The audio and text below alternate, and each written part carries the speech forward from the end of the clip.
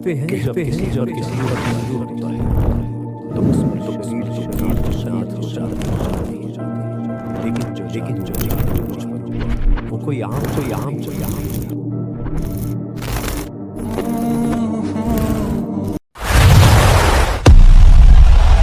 پہلی مرتبہ ہماری پلیز سبسکرائب کر لیجیے۔ رسول اللہ صلی اللہ علیہ وسلم نے فرمایا کہ جو صبح فجر کی نماز جماعت کے ساتھ پڑھتا ہے وہ اللہ کی امان میں آ جاتا ہے۔ اللہ کی امان، گارنٹی اللہ کی طرف سے، اللہ کی، رب کائنات کی طرف سے۔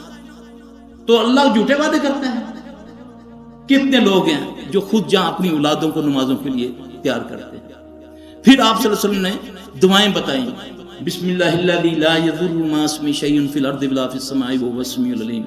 آپ نے اس پر گارنٹی فرمائی کہ جس نے اس کو 3 بار پڑھ لیا زمین و آسمان میں کوئی چیز اس کو ضر نہیں پہنچا سکے، اللہ کہ اس کو ہارٹ اٹیک بھی کبھی نہیں ہوگا، فالج بھی کبھی نہیں ہوگا۔ صرف اس کے لیے ٹائم ہی مقرر کر دی، جو فجر کے وقت پڑھے گا مغرب تک، مغرب کو پڑھے گا فجر تک۔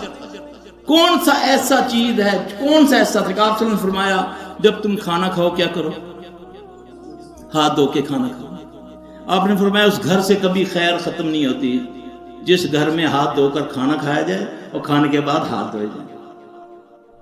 یہ اللہ کے نبی صلی اللہ علیہ وسلم کی بات ہے۔ پھر آپ نے فرمایا بسم اللہ پڑھ کے کھانا کھایا کرو، اگر بھول جاؤ تو بعد میں بیچ میں پڑھ لیا کرو بسم اللہ یا بولو آخر، کیونکہ شیطان بسم اللہ کے بغیر کھانے سے ساتھ شامل ہو جاتا ہے۔ جب آدمی بسم اللہ پڑھ لیتا ہے تو وہ کہہ کر دیتا ہے، وہ الٹی کر دیتا ہے۔ یہ سمجھنے والی بات ہے۔ آپ صلی اللہ علیہ وسلم نے فرمایا ٹوائلٹ میں جاؤ تو کیا کرو، رفع حاجت کے لیے جاؤ تو کیا کرو، اللہم انی اعوذ بک من الخبث والخبائث۔ کیا پھر بھی انکار کرتے ہیں کہ جن نہیں؟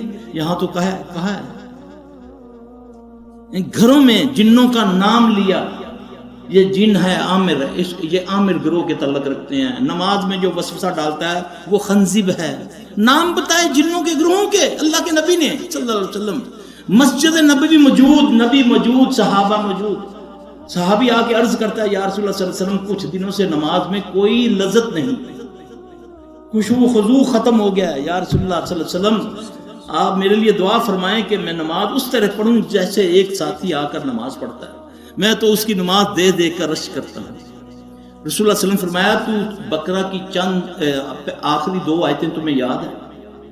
آمن الرسول بما انزل الیہ، یہ محمد صلی اللہ علیہ وسلم علاج بتا رہے ہیں، علاج۔ عرض کی ہاں یا رسول اللہ صلی اللہ علیہ وسلم میں مجھے آتی ہیں، تو اس کو پڑھا کر۔ کچھ دنوں کے بعد پوچھا ہاں بھی کیا حال ہے تمہارا؟ عرض کی یا رسول اللہ صلی اللہ علیہ وسلم بہتر ہے۔ آپ نے فرمایا تیرے ساتھی کا کیا حال ہے؟ عرض کی یا رسول اللہ صلی اللہ علیہ وسلم اس دن سے وہ نہیں آیا۔ آپ نے فرمایا وہ شیطان تھا۔ سمجھے میرے بھائی؟ یہ حدیث بیان کر رہا ہوں، تحقیق کر لینا، میں ادھر بیٹھا ہوں عربی ملک میں۔ اللہ اکبر۔ اسی طرح بہت سارے واقعات ہیں کہ جی جن کہاں مار سکتا ہے، جی ہم تو اشرف المخلوق ہیں۔ جنگ خندق کا واقعہ ہے، وہ نوجوان جو آپ صلی اللہ علیہ وسلم ساتھ خندق کھود رہا ہے، نئی شادی ہوئی، عرض کی یا رسول اللہ صلی اللہ علیہ وسلم ذرا گھر سے میں چکر لگاؤں۔ گیا، گھر پہنچا، گلی میں دیکھا وائف کھڑی ہے باہر، غصے سے کہنے لگا تجھے کس چیز نے باہر نکالا ہوا ہے اس وقت؟ کہنے لگی غصے مت ہو، پہلے اندر دیکھ کیا ہے۔ دیکھا تو اس کے بستر پر سانپ بیٹھا ہوا۔ اب صحابی کہتا ہے کہ پتہ نہیں پہلے وہ صحابی مرا ہے یا وہ سانپ۔ جب یہ واقعہ نبی صلی اللہ علیہ وسلم کو پتہ چلا تو آپ نے فرمایا گھروں کے سانپوں کو اس طرح نہ مارا کرو، پہلے اس کو آواز دے دیا کرو کہ اگر تم ہم میں سے نہیں ہو تو یہاں سے چلے جاؤ ورنہ ہم تم کو مار دیں گے۔ اب وہ شیطان، وہ جن تھا۔ عزا کون تھی؟ اس کا تو قرآن میں بھی ذکر ہے نا۔ اس درختوں کو کس نے کاٹا تھا؟ خالد بن ولید رضی اللہ عنہ نے کاٹا تھا۔ تو عزا کو قتل کس نے کیا تھا؟ خالد بن ولید رضی اللہ تعالیٰ عنہ۔ یہ دلیلیں ہیں، جن قتل کر بھی سکتا ہے، جن قتل ہو بھی سکتا ہے۔ جو کہنا کہ میں نے جن کو قابو کیا ہوا ہے دنیا کا سب سے بڑا جھوٹا۔ جو جنوں سے کام لیتے ہیں چاہے وہ کوئی ہے وہ کاہن ہے. اللہ کے نبی صلی اللہ علیہ وسلم کسی جن سے آج تک کھجور بھی نہیں کھائی, پیٹ پہ پتھر باندھے. آج تو ہمارے پاس لوگ آ کر سٹوریاں سناتے ہیں نا, سلفی صاحب آپ کی بہت احترام کرتے ہیں مگر ہم اپنی آنکھوں سے یہ سارا کچھ دیکھا ہوا ہے. ہم فلاں جگہ گئے, وہاں خالی تھال کے اندر چاول آ گیا, گوشت آ گیا, بوتلیں آ گیا, یہ تو ہم نے خود کھایا ہوا ہے. پھر میرے بھائی میں اس کو کہوں گا نا, جب وہ معمولی لوگ بھی نہیں, اگر میں ان کو ایسے کہوں گا نہیں یہ ہو ہی نہیں سکتا, وہ کہے گا تیرے تو بڑا جاہل ہی کوئی نہیں, کیونکہ ہم نے تو مشاہدات میں دیکھا ہے یہ سارا. مجھے چاہیے کہ اس کو سمجھاؤں کہ یہ کیا ہے. ایک بندہ کہتا ہے میں کسی کے پاس جاتا ہوں, وہ میرا سب کچھ دیکھ کر بتا دیتا ہے, مجھے دیکھتا ہے اور سب کچھ بتا دیتا ہے. ایسے موجود ہیں ظالم. اب میں اس کو رد کروں تو وہ کہے گا کہ تو غلط ہے. میرے ساتھ یہ واقعہ ہوا ہے کہ میں اس کے سامنے بیٹھا ہوں, اس نے میرا سب کچھ بتا دیا, بلکہ میرے بیوی بچوں کا بھی اس نے بتا دیا. یہ کیا ہے؟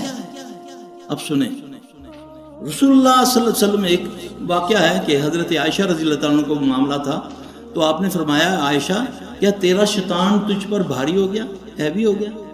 عرض کی یا رسول اللہ صلی اللہ علیہ وسلم میرے ساتھ شیطان؟